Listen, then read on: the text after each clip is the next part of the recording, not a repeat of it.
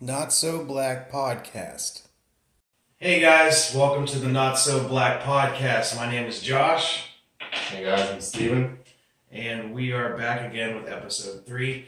We're excited to be here. I enjoyed doing the first one. We got a lot of positive feedback about the second episode. And now we're just happy to be here again. As you can see, it's a little different. I posted earlier on Facebook and let you guys see a preview of the office. This is our new studio / podcast office, and it's not finished yet. We're going to get a new desk, and we'll have it set up a little bit differently each time until we find the way we really want it. But this episode, we just have a few things to talk about. We have a story from our lives to tell you, as always. And we're just going to cover some news of the week. I like to start the episode by just thanking everyone for their support. Thank you for the positive comments. Our friends, especially locally, have been really supportive. So shout out to the Villar brothers for being really awesome. That's pretty much it, man. People are really excited about the podcast. They like. I think it's the name. The name has a lot to do with it. It definitely it's ear catching for sure. Yeah, the Not So Black Podcast. I think a lot of our views are going to come from clicks, just from like, what the fuck is the Not So Black Podcast? That's something I would click on and want to know what the fuck it is. Yeah. I think that another thing I'm going to get into is pro wrestling. Someone had some comments. I'm a fan of pro wrestling, and Backlash was today. Today was the pay-per-view Backlash. I didn't watch it yet, so no spoilers unless you guys want to roast me in the comments or something because I like wrestling. That's fine with me. But yeah, we have some news and stuff to cover. So first, we're gonna get into this on Twitter. I don't know if you guys use Twitter or follow Chris D'Elia, but Chris D'Elia and Logan Paul. I don't know if you guys remember Logan Paul. Logan Paul, hashtag Logang. He was this Vine superstar. He started on Vine. Him and his brother. They made massive, successful Vines, huge videos, and he got really super YouTube famous. YouTube Red started putting in movies that they were making.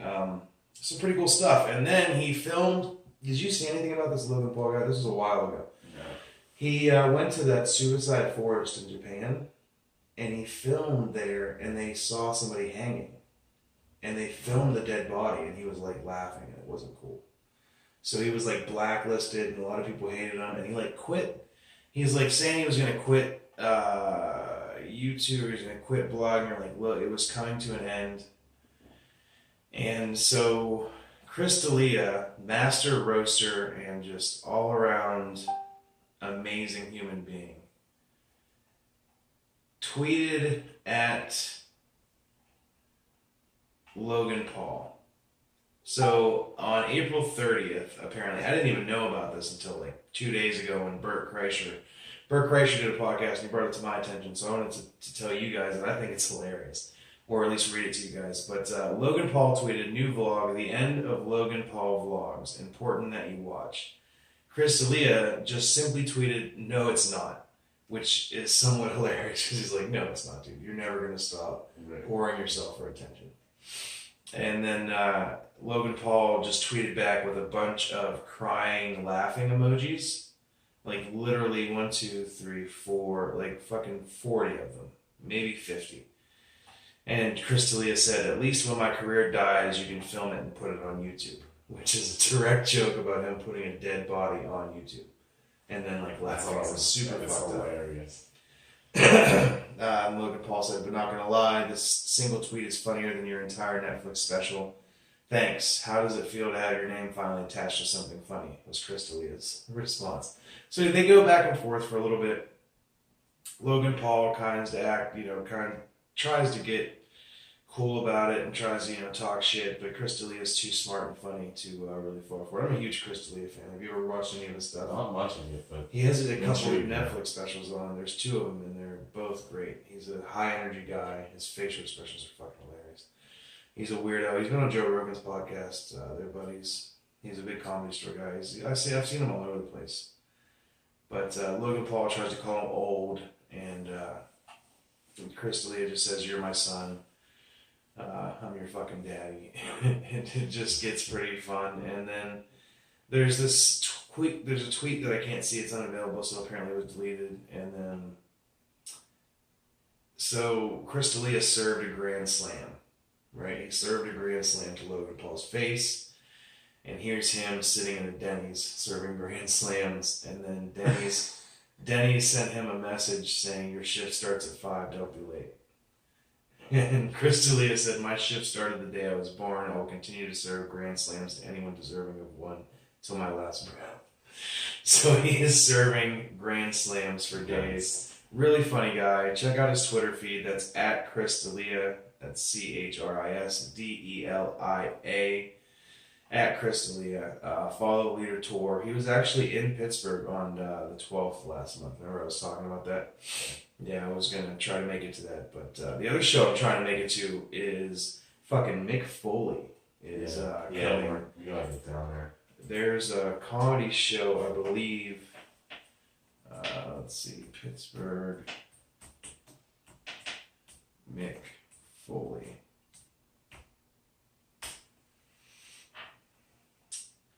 Yeah, Mr. Small's Theater. Mick Foley is doing a show. Which is an awesome venue, by the way. Yeah, Mr. Small's is awesome. Yeah, it's definitely one of the best in Pittsburgh area, I'd say. I love it. It's just really chill. I want to find out more about the show. I guess he's doing a tour, and that's what I want to find out about, is his stand-up tour. He does a tour, and he tells stories. I don't know if you guys read his book.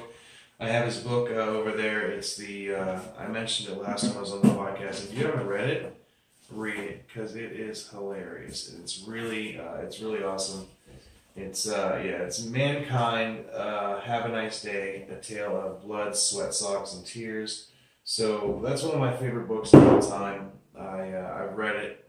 I think I'm halfway through my second time reading it now.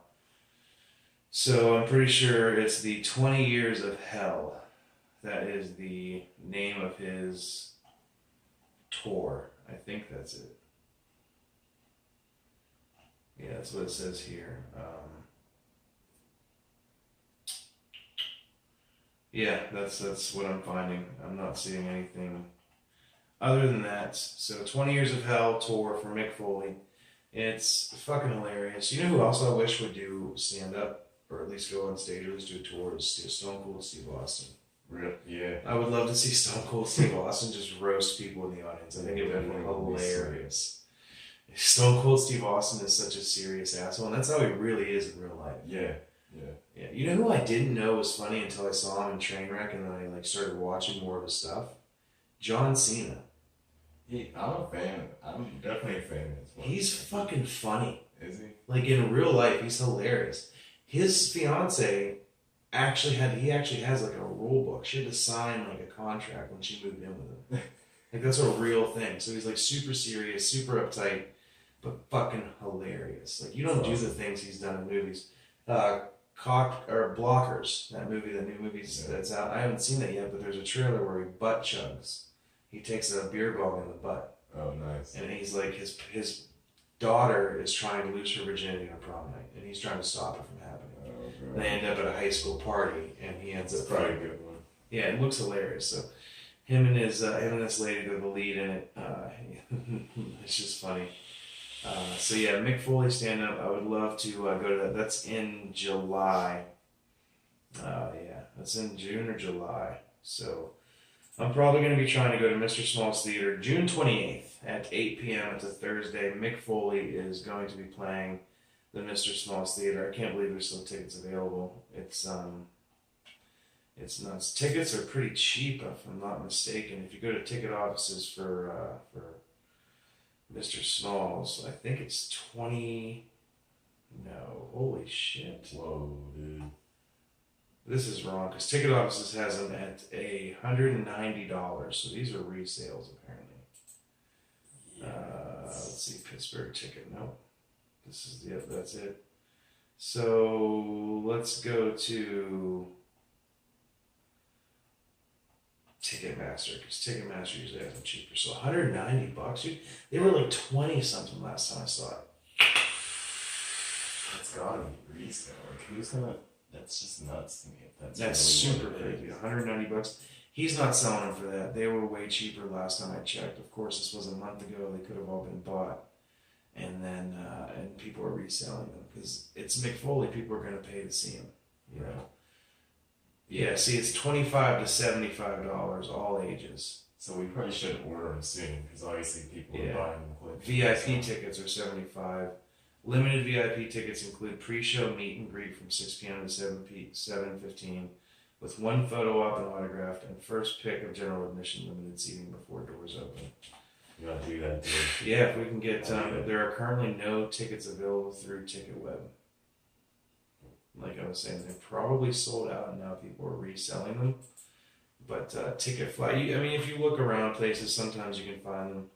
Tickets for $25, I believe, are available.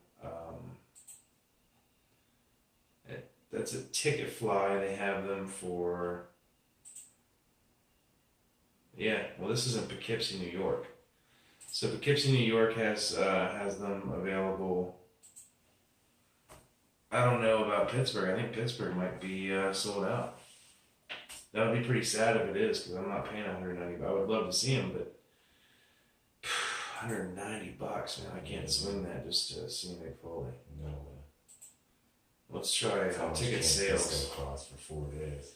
Yeah, exactly. Yeah, dude, people are reselling for like $180, $190. That's crazy. That's a fucking racket, dude. It is. Make some money doing that. Apparently. Let's see what they are at the Mr. Smalls box itself.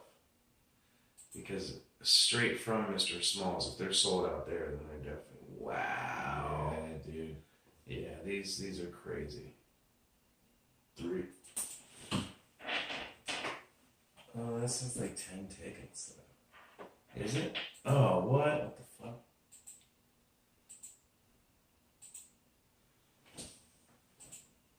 That's confusing. Yeah, it is. General admission. It's not giving me, You gotta buy 10 tickets. yeah, you gotta buy 10 tickets? I just want one. It's 10 or nothing.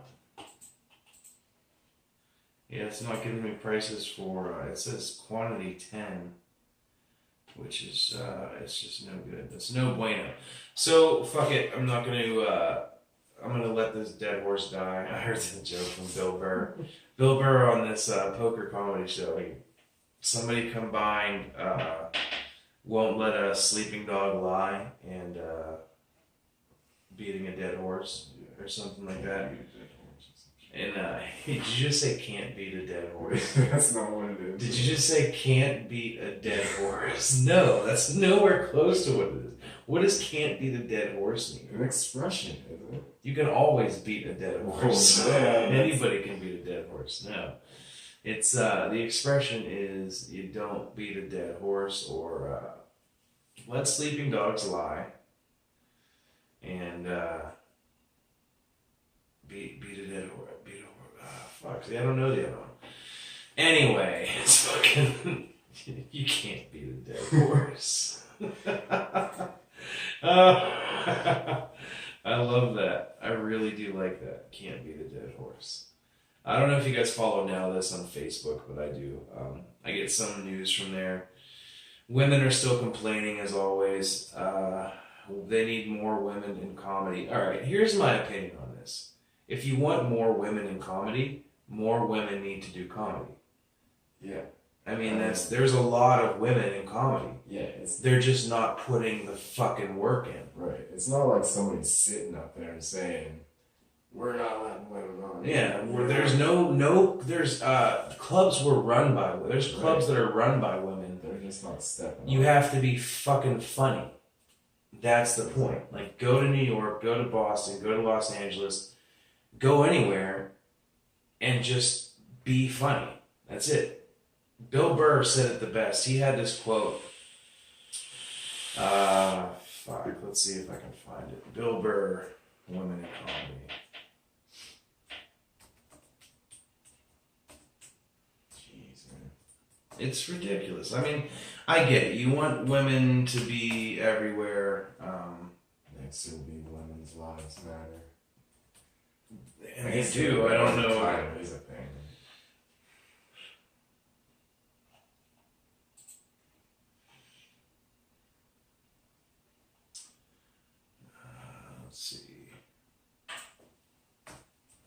trying to find this interview that he did. It's part of his savage moments. Yeah, here it is. Somebody asked, can women be funny? Somebody asked him this, which is a horrible question to ask Bill Burr because he's hilarious. So let's listen to this.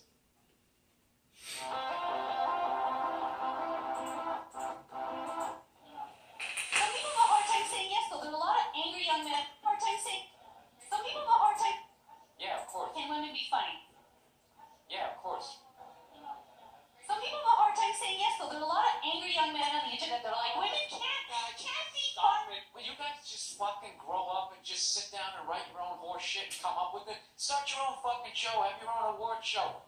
Quit waiting around for other people to do shit for you. That's the fucking problem. If you guys had your own big club and I was standing outside of it, you'd never fucking let me in.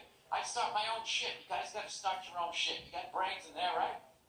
Yes, absolutely. So write your own shit and quit your fucking whining. We're all eating a giant shit sandwich out here. Nobody cares. I don't care.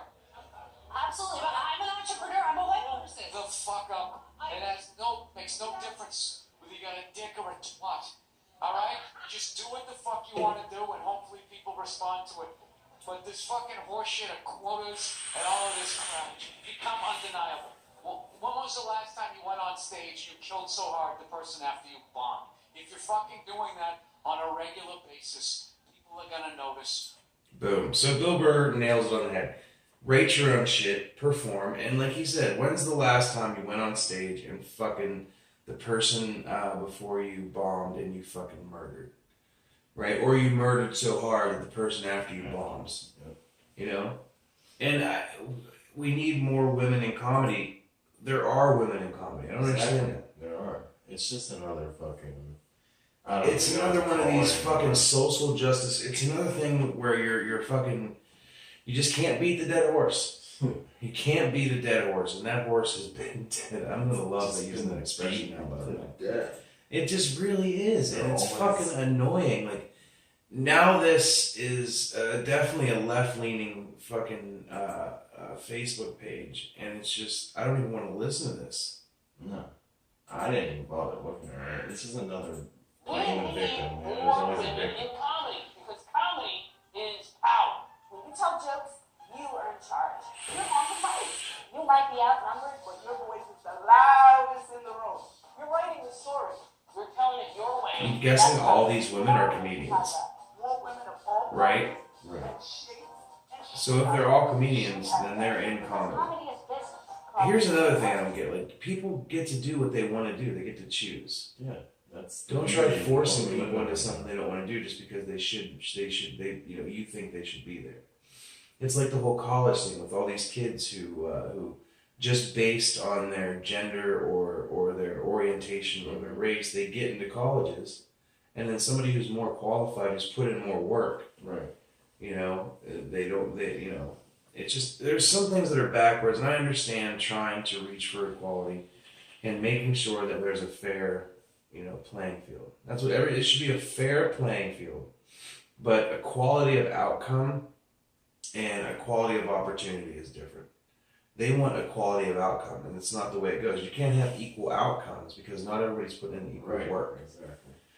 So that's frustrating because there's women in comedy, and there are some women who are killing it. Look at Sarah Silverman, Amy Schumer, Maria Bamford, Joan Rivers has been she was in comedy before she was fucking since like the 60s. Yeah. For decades she was in comedy. Bette Midler was in comedy. A lot of these women did stand up and are now actors or transitioned to acting and still did some stand up. Some went to Broadway. You have Michelle Wolf. She just did the White House Correspondents' Dinner, and she got hot water. And she made some jokes about Sarah Huckabee Sanders. She said that she burns facts and then uses the ash to create the perfect smoky eye, which is a great joke. And people were mad at her for hitting Sarah Huckabee Sanders' looks. She complimented her. That was her defense, as Michelle Wolf said. But there's women all over the place in comedy, and nobody's trying to keep them out. So please shut the fuck up. That's like saying we need more black people on BET. Right. Nobody's trying to keep them out. They're there. You know what I mean? We need more white people in mayonnaise factories. Right. They're there. Well, there's mostly Mexicans They're working. definitely there. But they mostly own the mayonnaise factories. Yeah. But Mexicans working. You know how many Mexicans work in mayonnaise factories? Dude, it's nuts. Shit ton of them. I didn't even They know don't mayonnaise. like doing it though. Like mayonnaise factories are things. I didn't even know that. No. That's a I real don't thing. even think about that. Yeah, that's a real. I love mayonnaise. You know, I do.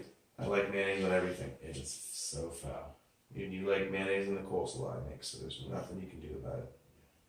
It's fucking mayonnaise. I don't know what. I don't know how you make it. I don't know what it's made out of. I think there's eggs in it. I'm not sure. It's delicious. It's not delicious. Dude, I've had mayonnaise toast. That is disgusting. It's fucking disgusting. I used to think about it every time I ate it. I thought it was disgusting. There's a reason I'm fat. It's because I had 2 pieces of toast and instead of butter, I just put fucking mayonnaise on. That is so gross. And I fucking loved You it. tricked me into a That's mayonnaise how fried poor. sandwich once. Well, listen, if you use mayonnaise instead of butter on your grilled cheese, you'll get a better result. You fucking love that grilled cheese, dude. That was great. Until I found out how it was. Yeah, if you're a big old baby. You're like, oh, this is mayonnaise. It's so disgusting. Anyway, it's fine. More women in comedy, sure. That'd be great. But there are women in comedy, so stop acting like they're trying to keep them out. They're fucking hilarious. There's this one woman, I can't think of her name right now, but she's fucking funny as fuck. She was on that comedy poker show that I watched with Jay Larson, Bill Burr, Earthquake. Remember Earthquake, the black comedian? He was on there, and he's still ridiculous. You can't name yourself Earthquake. He gave himself that name. Yeah. Oh, I know. His name's Nathaniel Stromley. That's his real name, Nathaniel Stromley. That's a fine name. You didn't have to call. He used to be real big. Now he's not as fat. He just wears sunglasses inside. What should I call myself? He drank. He was playing poker and he drank some vodka, and he dropped the deck because he was dealing, and he accidentally shuffled his cards into the deck. So it was between him and Esperoza. No, fucking this Mexican dude that I really like. I forget his name, but he had to give the pot up. You know, it goes to the other dude because you lost your cards. It's one rule in poker: you don't lose your hand. Yeah. Keep your cards at all times. Don't move. And then he had like the secret stash of chips off to the side, and everybody was like, "What are those chips? Where do those come from?" Like they were the house or something, and they were his. And it was like all tens and blue chips that weren't even being played. It was so fucking nuts. But he lost. So did Bill Burr. I think Jay Larson ended up winning. He's like a poker master. I love poker. Yeah, I like it too. I was actually thinking about doing. If anybody local was interested, we're thinking about doing a poker game and having a poker night and filming it. Yeah. Doing a poker night for the podcast, so a not so black poker night. That would be awesome. Yeah, that would be really fun. Let's have a not so black game nights, like once a month where we play poker. We choose different games to play. We can play board games like Uno. Uno's a fun card game, dude. I don't care what anybody says. When you fuck somebody over with a draw 4, and they have 2 cards in their hands, or you get somebody with like all the cards in their hands and they're just so fucked. Any game when you can fuck the next guy is Yeah, it's fucking Uno is great. I played it in fucking I haven't played the game in so long, but it's super fun. We could do we could do Yahtzee and shit. I don't know. We could come up with some games to play.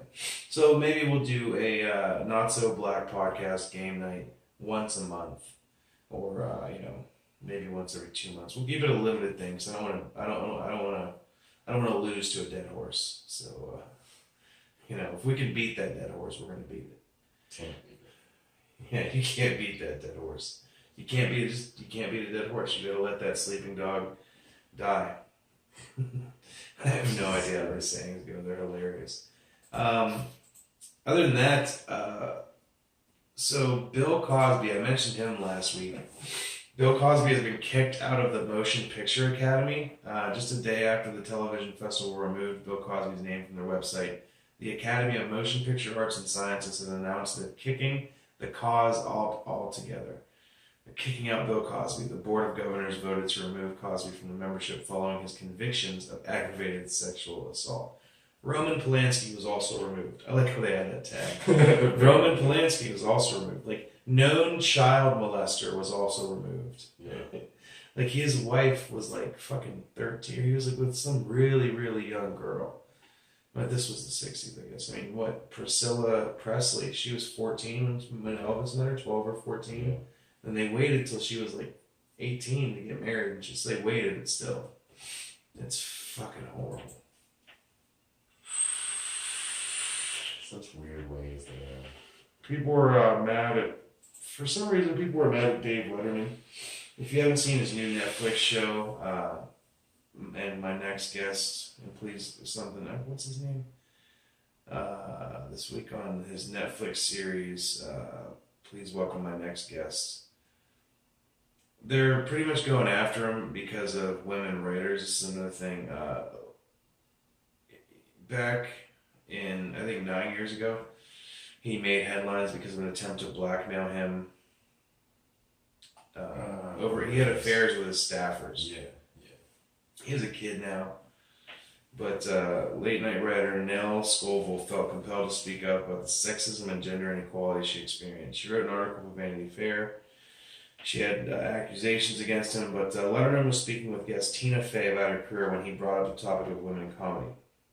And he said, when I had a television show, people would always say to me, well, why don't you have women writers? He told Fey. And the best I could come up with was, I don't know. According to Dave, there was never any specific policy in place against hiring women to write for his shows, but he said it never occurred to him that women would want to write for his show.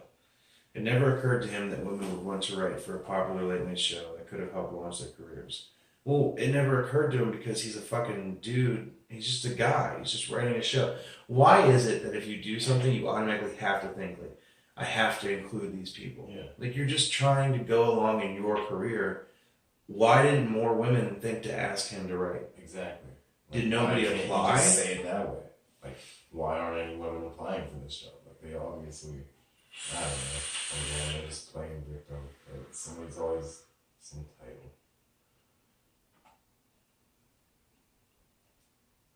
Yeah, I don't know. He doesn't really think of it that way, but Tina Fey said, yeah, we do want to write on it, but I don't know. And he even said, it's his ignorance, and he feels bad for that, which I get, you know what I mean? But there's, on Interrobang, which is where I'm reading this, they do comedy news. This person who wrote this article is saying he doesn't get it. He's, Dave, you still don't get it, and maybe you just don't care. David Letterman is a man in his 60s, I believe, early 60s, late 50s. He's a fucking hilarious comedian. He was a great late night show host, great interviewer, really good, genuine person. He doesn't do anything out of like malicious intent. He had some affairs with staffers. He was a powerful person. He was popular. People probably went, but there's no accusations of like sexual assault or anything like that on it from him. Right. Sexism and gender bias are literally inherent in humanity. It happens. But some of it is unconscious, you know what I mean? When you're a dude living your life or in your career, you don't think about women.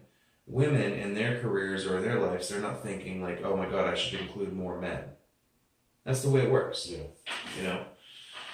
I mean, I don't know. I could get in trouble for saying that, but it's just what I believe. I'm not sexist in any way. I'm not. I might be a little bit racist, but I'm a closet racist in the fact that like if somebody that is a certain race does something that's hilarious, then I'm gonna call it out. Like some stereotypes are born in truth. Yeah, they come from truth. I'm writing a sketch right now about a black superhero. Oh my God, this is so awesome. And I can't say his name because it's super inappropriate. But think black. No, you can't. Not yet. We'll reveal the name and more about it. I just kind of want to give, like, his arch nemesis is working man. His kryptonite is work boots, and he draws his power from welfare. Those are all outrageous stereotypes that aren't true at all, but they're fucking hilarious. Yeah.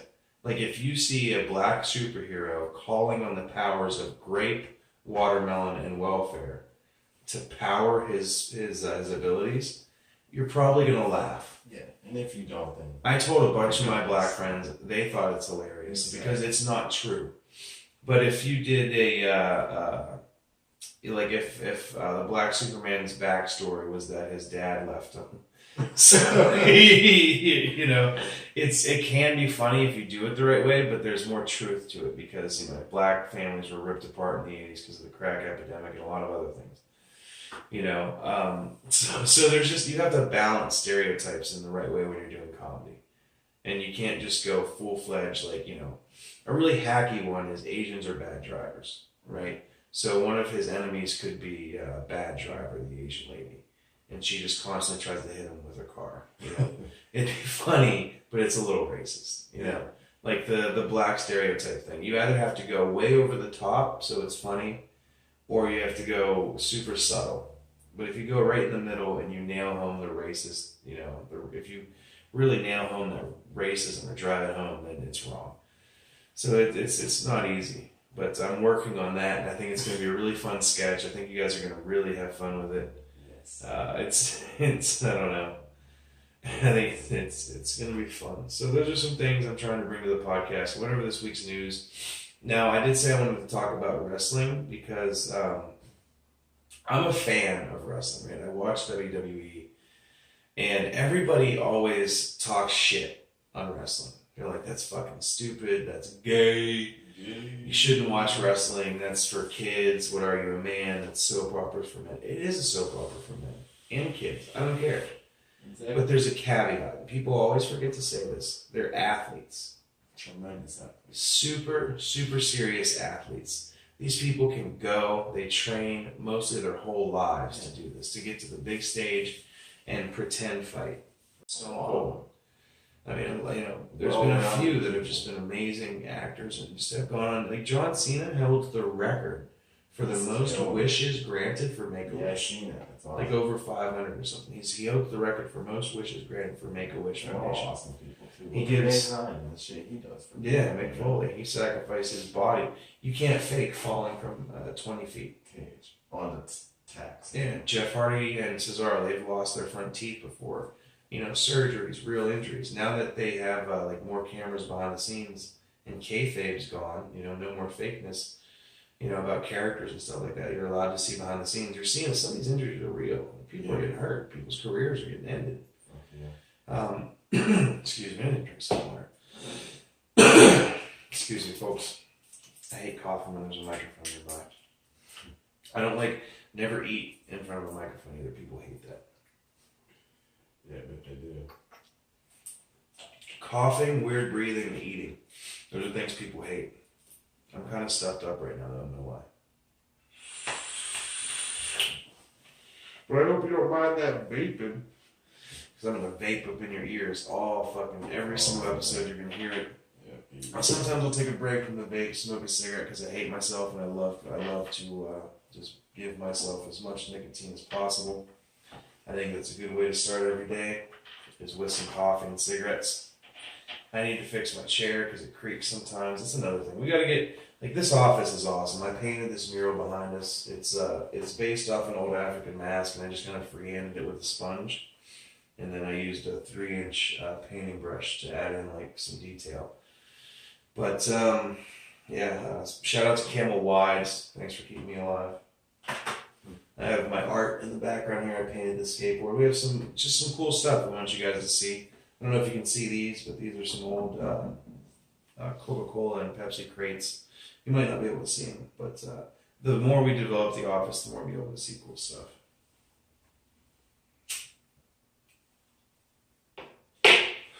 Welcome back to the Not So Black podcast. This is the smoking hour. I need a smoking jacket is what I need. Remember those? Oh, what? Smoking jackets. Rich people wear them when they smoke, like when they go to the bourbon room. That was a thing? Smoking jackets, yeah. So like a blazer? No, like a smoking jacket, kind of like a blazer. But like they would eat dinner, and then they would go into the parlor for cigars and whiskey, and they'd put on their smoking jacket. Nice. Yeah, it's fucking super fancy. Nice. I want that, and I want a members only jacket. Like things you only ever see in movies. Like I've never seen somebody actually wearing a members only jacket. But yeah, it's pretty fucking amazing. We're gonna take a quick break here, reset our video and our audio, and we'll be right back.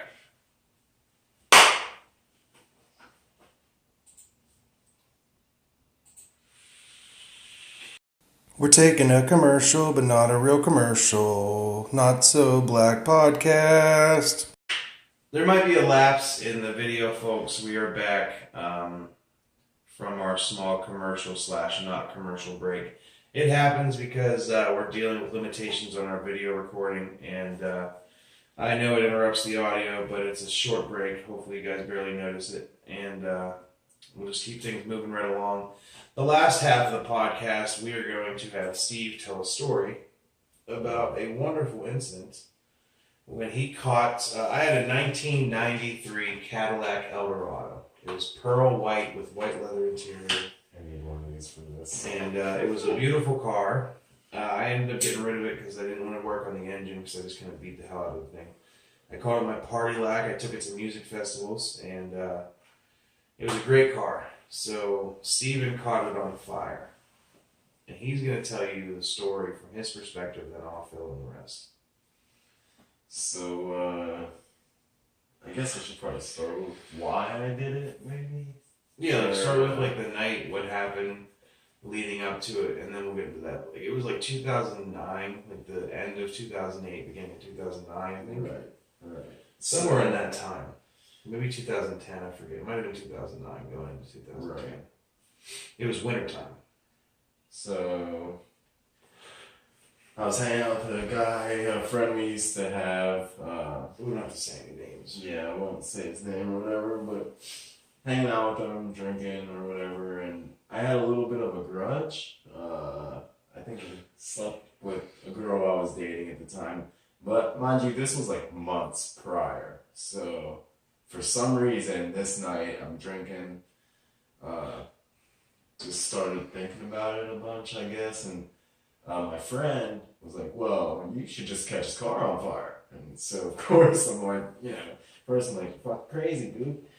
And somehow we get to talking, and at some point it became a good idea in my head. So went to McDonald's, got a styrofoam cup, stopped at the quick fill on the way to his house, got some gasoline. I didn't know this prior, but apparently if you put gasoline and styrofoam into a Gatorade bottle, it turns to napalm. So, we put it in the Gatorade bottle. I really remember bits and pieces, but I remember there was a lot of snow. We were walking across the bridge. I kept trying to talk myself out of it. He was egging me on. Long story short, we get to Josh's house. I see the Cadillac outside, so I sneak up, light the Gatorade bottle, throw it on top of the hood of the car for some reason when there's a shit ton of snow everywhere. So I throw it on the car. It was actually a pretty big flame for being just that. I didn't know it was going to do all that. Yeah, what happened after you threw it out? After you threw it on my car? So I threw it on the car, ran away. You went to run away, and what happened when you went to run away? I heard, "I see you." Goddamn right. I didn't really think you saw me, so I just kept it moving, I guess. No, you fucking took off because I was like, "I see you, motherfucker." Mm-hmm. So Steve caught my fucking car on fire, and here's my perspective of the story, alright? So Steve was dating this fucking girl. She shall remain unnamed. I thought they broke up, so I slept with her. He comes over, and I tell him, hey, I slept with your girlfriend. Don't be mad at me. You can hit me in the face. 4 months go by. And this motherfucker, I'm with my other buddy. We're at my house, tripping on acid, mind you. We're tripping balls, right? It's 3:30 in the morning by this time. We decide to walk to Sheets. As soon as I step foot out of my house, me and my buddy step foot out of my house, tripping balls, snow's coming down. I see somebody with a big head or a lot of hair running away. And I see flames on my car. And I'm like, I see you, motherfucker. You better run. And I run down to my car, and me and my buddy I push the Gatorade bottle off with the snow. And there's still flames because of the gasoline. So I lift the hood up, and flames explode in my face. And I'm tripping balls, so it looks amazing. I'm not panicking at all. And we just start throwing snow on it to put the fire out. We put the fire out. I'm standing there for 2 hours. The cops come. I end up talking to them. Somebody rolls by. It's his brother and 2 other people. And I'm like, I told the cops it was them because they stopped, laughed, and drove away. So they got pulled over. Luckily, they didn't get in trouble. But it's 5 in the morning by this time, 6 in the morning. I go over to the dude's house that he's hanging out at. And I walk in, I'm like, Steve, you're never going to believe this. Somebody tried catching my car on fire. You're my best friend. You would understand. You didn't do it. And I'm like, come look. The dumbasses didn't even harm it. I drove it over here. Like, my car was fine. My windshield wipers were melted. You took me That out was to look Yeah, at the car. I did, too. Like, I'm like, what? That's crazy, dude. This whole time, I'm tripping. And when I touched his shoulder, I touched your shoulder and I felt it was wet. It went through my mind. I was like, why is he wet? He was outside. Didn't think about it. Stayed there, ate some popcorn, went home at like 7 in the morning. Later that day, the police come to my house with a photo of Steve in front of the ATM a block and a half from my house at the same time, like 3 minutes after my car was caught on fire, like running in the direction of the footsteps they tracked. So they go to this dude's house, they pick him up, he confesses, and ends up going to jail for arson for catching my fucking car on fire. That was such an awkward. I'm like, I didn't do it. I didn't do it. They're like, we have something that says you didn't do it. And I put this DVD in. Swear to God, it was me in mid-stride, plain as day, with a smile. Because you had your on big my ass face. hair. I had some dumbass smile on my face too, which made it look so much worse because they were like, "Were you enjoying all of this, or like you look like you're laughing in the photo?" I was like, "Can I at least tell you why I did it?" That's like, hilarious. yeah, none of that matters anyway. You're going to jail. This motherfucker gets out of jail, and I'm right there. I'm like, dude, we're still friends. I refused to press charges, but the state of Pennsylvania felt differently. I didn't press restitution. Yeah, that was super fucked up because they were like, Yeah, no matter what, because it was arson, they had to do something, and I was totally against it, because I was like, I don't care. No harm, no foul. You tried. I was tripping balls. I didn't really mind. I was fine. There was no damage. I still had the car for like a fucking month. I was just glad nobody got hurt. I didn't think Yeah, about what dude, could have happened. It could have, until like, if you would have fucking been smart about it, and then like a gas can or something, but it was a fucking Gatorade bottle with the lid screwed halfway on it with like a rag sticking out and napalm inside of it. So like, thank God it was snowing. If it wouldn't have been snowing, it would have been worse. Yeah. Since there was a bunch of snow, we were able to put it out. I don't know if you've seen it when it first hit your car, but there was No. a fucking 10-foot flame. I didn't coming come of the out. end of that I fucking came thing. out when the flame was like just starting to go down. No, So that- up. Because you were one car length away from my car. And I didn't know who it was, but I seen someone. I was like, you better run, motherfucker. I see you. And then I just ran down to my car and tried putting the flames You out. know what also got me? When the cops came to pick me up, they're like, for some reason, and I should have known when they said this, but they're like, it's cold out, you want to grab your jacket? And that's what, in the picture, my face was a little blurry. Yeah. But I had this fucking yellow flannel, nobody else has the jacket in the world jacket. And they're like, you want to grab a jacket? And of course, I grabbed this So, fucking yeah. jacket, put it on, and I can see the look on the cop's face. Like, this idiot just put the same jacket It's on. like when they ask you to put your shoes on and there's footprints. Yeah, it was the same thing. Yeah. So I get in the police station, they take the jacket and fucking put it in a bag. I was like, oh my god, dude. This is evidence. Yeah. Wrote right on it, evidence. I was like, oh lord, dude. Not getting away with that one, dude. No, I just was like, man, can I just tell you why I did it if it's any consolation? They're like, nah, I don't care. Not at all. I didn't care. It was fucking crazy. So yeah, that happened. It was fucking nuts. I can't believe I was tripping my face off. You had no idea. No. I don't even That's a whole nother level of intensity. It was during this time we were like going to music festivals and getting all fucked up. It was like, or no, it was right before we started going to the weddings. It was right before that. Because right after that, we started just getting all fucked up. We started going to music festival all the time, and that's another thing. Music festivals are not the same as they used to be. No, they're definitely not. They're It's a fucking different ball. bougie and fucking And- stupid. I blame a lot of it on like research chemicals being pushed that like Fucking people right, are right. getting online and shit. Like I think that has a lot to do with We've lost friends to that shit. People have Yeah. died from that fucking We've research and fucking very close Chinese chemicals. Like, and I there's think just, that has a lot to do with it. yeah, it does. It's changing the scene. People are going more. It used to be like we could go and not trip and not do drugs, just listen to music. It was fun to get high. It was like, let's find mushrooms, let's find some acid. Now people are fucking taking cocaine, meth. People research are selling chemicals. meth and shit like that, and If you selling sold it off money, as Molly, you used to now be- everything's Molly. Yeah. None of it really is MDMA. If you used to go to a festival, if you got caught selling Vicodin, you get beat.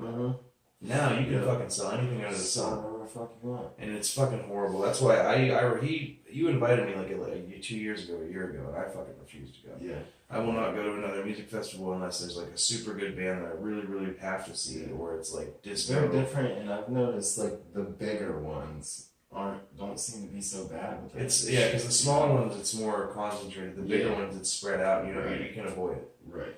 And like Camp Bisca is one I still want to go to. All Good is kind of played out right now. There's some festivals that may be still cool. Places like the Legends, like last year I seen, and it was very disturbing because it was like, you know, it was a knockout show and everything. You know, you would expect most things to be natural, and like I can't tell you how many balloons I seen running around and fucking meth. Like that's just such a terrible thing. And like people are pushing it, and they're going as far as to say you want some fucking Molly, and people are, you know, like a little bit of MDMA, and they take this whacked out shit. Yeah, no idea what it is. Exactly. Test kits are becoming super popular. For Yeah, that you reason. have to. It's slowly getting better because the testers, like, there's people popping up tents that'll test your shit Right. for free now. Like, just be super careful if anybody's going to festivals. It's crazy. Right. I really want to start going to comedy festivals. Yeah. The best are in Canada, so I won't be going there anytime soon. But I gotta get a passport. Yeah. But there's comedy festivals. Pittsburgh should get one. There's one in Texas. There's some in California. I just want to start going to those.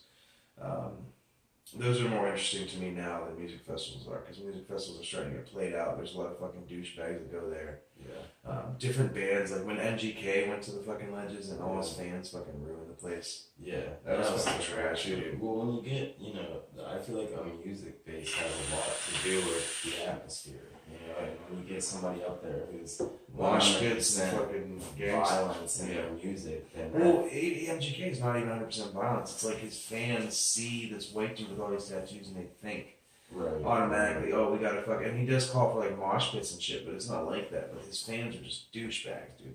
They're fucking douchebags. It's So like the fuck ICP you guys. You're all crowd. fucking faggot ass douchebags. I Yeah. don't care about your feelings. It's just like the ICP shit. Yeah. Oh god, ICP, dude, they're fucking horrible. Fucking the gathering of the juggalos is Yeah. the most retarded thing I've ever seen. They had to put a stop to that at the Legends because Yeah. the people in the community were just like, no more painted faces. Like, No more. You know, No more juggalos. No more fucking juggalettes. No. So much fago, dude. It's Yeah. so disgusting. Let it go. I can't get over that. I can't believe that ICP is still a thing. Yeah. Like, that's still a thing. The Dating Game was the only song that was ever cool because it was fucking chill, or it was crazy. And that was the only ICP song I ever even fucking remotely liked or listened to. Other than that, like, It was just ridiculous bullshit. ridiculous Just bullshit. Ridiculous dumbass. And then they got all fucking like lovey-dovey and shit and had a song Yeah, about I know. rainbows or some gay shit, like Yeah. fucking stupid. Like, let's change our image. And I was like, fuck you, can't Shaggy, and change fucking the image of a Flaming fucking- D. What is it? Juggalo? Juggalo. You Juggalo. can't just switch your image. It's up the like- juggalos and juggalettes. Uh, Girls are juggalettes, and they're mostly fat or raped. or, yeah. I'm just kidding. They're not fat or raped, but they're fat and, you know, they're Raped. fat. Fat and raped, yeah. They're just fat and damaged juggalettes. So if you're a juggalette, fuck you and your feelings. If you're a juggalo, I hope I see you in real life so I can slap you in the face because you're a fucking weirdo and stupid loser ass. I'm just kidding. That's super judgmental. You're not like that. You're probably decent, hardworking. I mean, you're probably decent welfare collecting folks, and I really, really hope you figure it out in life. Other than that, fuck the insane clown posse. Fuck everything you stand for.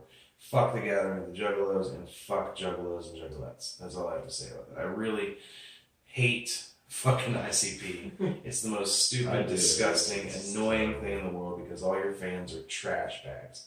They're trailer park trash bags. They're not even trailer park trash. They're I've the never met receptacles. fans I liked. No, they're the receptacles the trash goes into. They're not even the actual trailer park trash. You know, that juice that's at the bottom of a dumpster. Yeah, dumpster juice. That's it. You're like your dumpster juice babies. Fucking horrible. So I know that's really mean, but fuck you guys. Fuck your stupid painted faces. Fuck ICP. Oh, that's hilarious. I guess that's pretty much all we have to talk about on this podcast. We kind of went over some stuff. Hope you guys are keeping up on your other podcasts. We're super huge fans of the Joe Rogan Experience, the Duncan Trussell Family Hour, At your mom's house. Your Mom's House podcast with Tom Segura and Christina Pazitsky. Shout out to those guys. They're the reason we're in the game because they're fucking amazing and they inspire me every day to do more. Bert Kreischer's podcast, he has a couple out. They're all really good. So Brendan Schaub, the fighter and the kid, him and Brian Callen are fucking amazing.